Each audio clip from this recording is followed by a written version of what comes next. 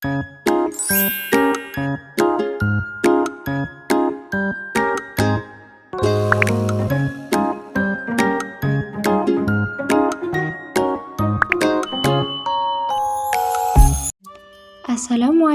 warahmatullahi wabarakatuh. Bagaimana kabar kalian hari ini anak-anak? Alhamdulillah, tetap semangat. Semoga kita semua dalam keadaan sehat walafiat. Amin, amin ya robbal alamin. Sebelumnya, perkenalkan, nama Bu Guru adalah Bu Silmi. Hari ini, Bu Silmi akan mengajar pelajaran akidah akhlak. Sebelum kita lanjut pada pembelajaran, alangkah lebih baiknya kita berdoa terlebih dahulu ya. Ikutin Bu Silmi. Ku berhitung 1, 2, 3, 4, dan 5. Lipat tangan, angkat tangan, ayo kita berdoa. Bismillahirrahmanirrahim. Raditu billahi rabba wa bil islami dina wa bi muhammadin nabiyya wa rasulah. Rabbi zidna ilman warzuqna fahman. Allahumma faqihna fid din wa alimna at-ta'wil. Amin.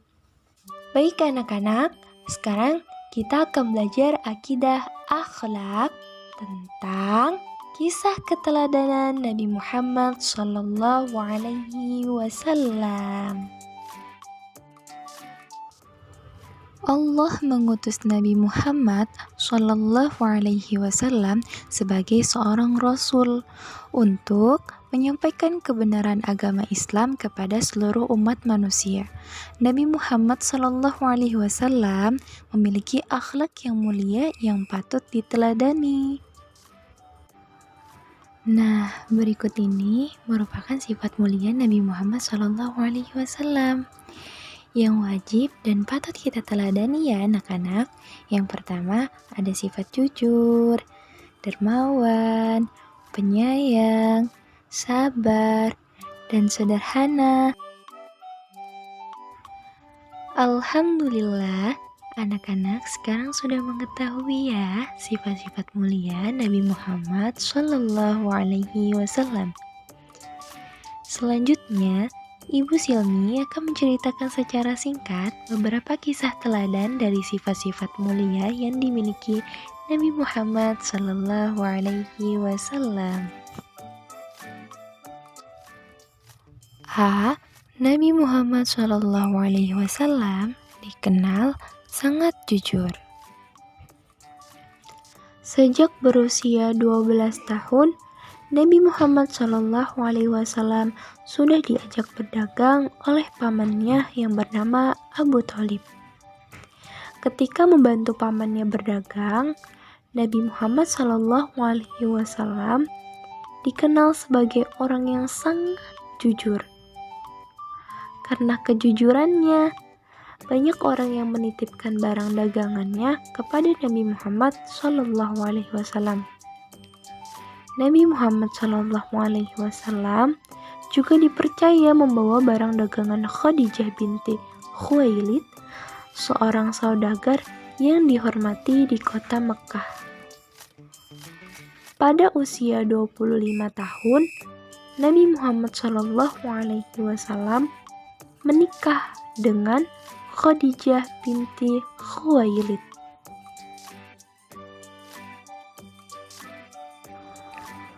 B. Nabi Muhammad sallallahu alaihi wasallam mendapat gelar Al-Amin. Dalam peristiwa peletakan Hajar Aswad Pada saat perbaikan Ka'bah yang rusak karena banjir, Nabi Muhammad SAW dapat menyelesaikan perselisihan antara pemimpin-pemimpin Quraisy dengan adil dan bijaksana, sehingga semua bisa menerima dengan lapang dada. Kemudian, Nabi Muhammad SAW mendapat gelar Al-Amin yang artinya orang yang dapat dipercaya. C. Nabi Muhammad SAW senang bersedekah.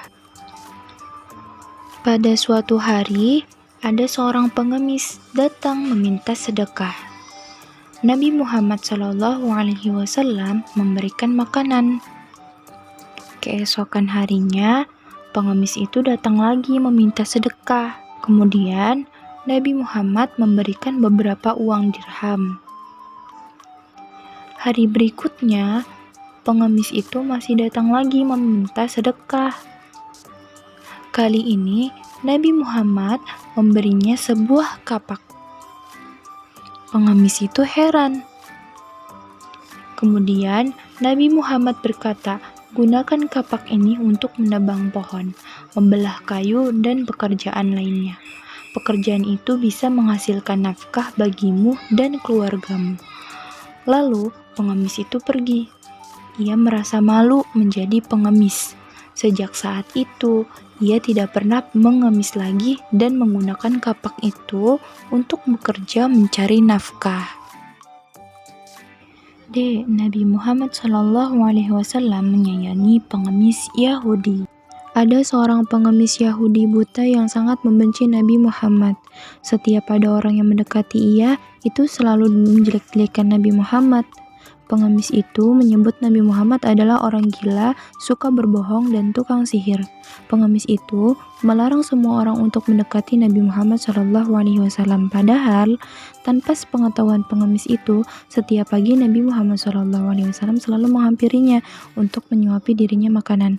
Ketika menerima suapan dari Nabi Muhammad, pengemis itu terus berbicara menjelek-jelekan Nabi Muhammad. Dia tidak mengetahui bahwa Nabi Muhammad sedang menyuapi di depannya. Nabi Muhammad tidak membenci dan marah pada pengemis itu. Saat dijelek-jelekan, Nabi Muhammad hanya membalas dengan senyuman dan terus melanjutkan menyuapi makanan. Hingga setelah Nabi Muhammad wafat, tidak ada lagi yang menyuapi pengemis itu setiap pagi.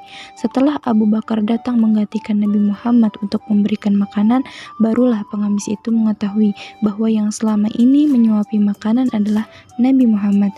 Pengemis itu menangis dan menyesali perbuatannya. Akhirnya pengemis itu bertaubat dan masuk agama Islam. Begitulah anak-anak beberapa kisah teladan sifat mulia Nabi Muhammad SAW. Alhamdulillah, pembelajaran hari ini telah selesai anak-anak.